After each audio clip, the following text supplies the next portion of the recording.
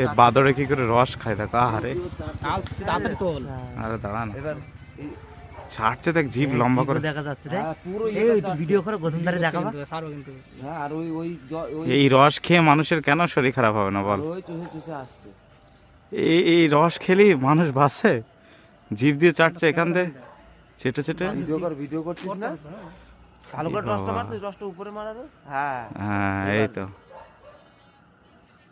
আরে বাবারে কত সুন্দর। মানে আজকে ভাড়ে আর রস হবে না, কি চাটা।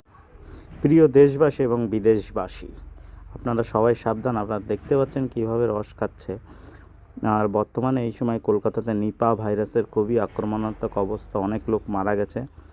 আর ভাইরাস কিন্তু ক্রমশ ছড়াচ্ছে, যার মেন কারণ হচ্ছে সকালবেলা খেজুরের রস। আপনারা যদি কেউ খান তবে হিসাব করে খাবেন, কারণ বাদুড় হচ্ছে নিপা ভাইরাসের বাহক, আর এর দ্বারাই নিপা ভাইরাসটা ছড়াচ্ছে। আর নিপা ভাইরাসের কিন্তু কোনো ওষুধ এখনও পর্যন্ত বের হয়নি। তো সবাই সাবধান থাকবেন, সতর্ক থাকবেন।